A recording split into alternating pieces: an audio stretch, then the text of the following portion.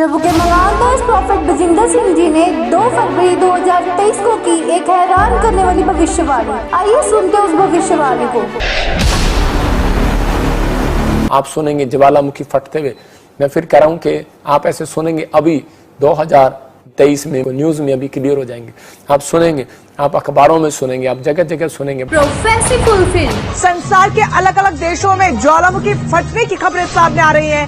ये बड़े global warming की ओर इशारा है। ग्लोबल वार्मिंग का साइड इफेक्ट ज्वालामुखियों में होने वाला विस्फोट। ये 2 तस्वीरें हम आपको दिखा रहे हैं जहां पर ज्वालामुखी मेक्सिको में फूटा। उसके बाद क्या कुछ हालात बने हुए, खुले आसमान में काले धुएं और राख का गुबार अपने आप में डराने वाला।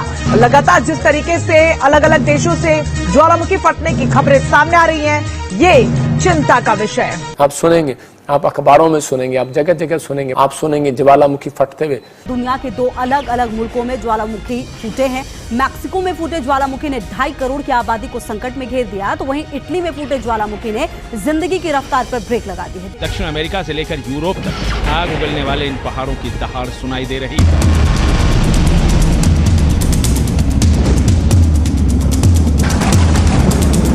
पहले से ज्यादा हो रहे ज्वालामुखी विस्फोट।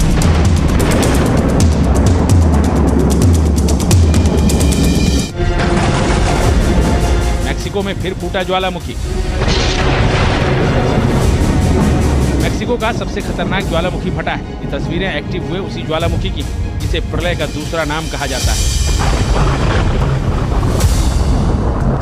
जी हाँ, मेक्सिको के पोपोकेटपेटल ज्वालामुखी में विस्फोट हुआ है। ये ज्वालामुखी सेंट्रल मेक्सिको में मौजूद है।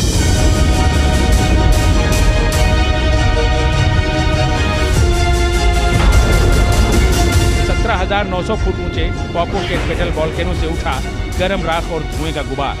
आसमान में कई किलोमीटर की ऊंचाई तक ऐसा ही धुएं का गुबार छाया नजर आया।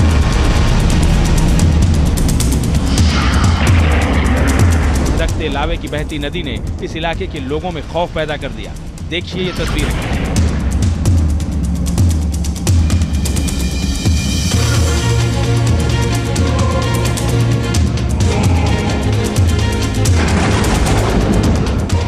करोड़ 50 लाख लोगों पर खतरा।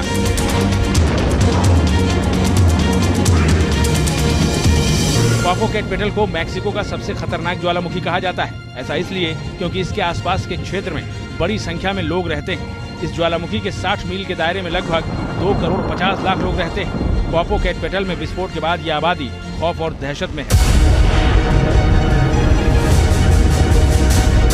पोपोकेटपेटल में हुए विस्फोट के बाद उससे निकली राख ने शहरों को अपने आगोश में ले लिया है। आप सुनेंगे ज्वालामुखी फटते हुए।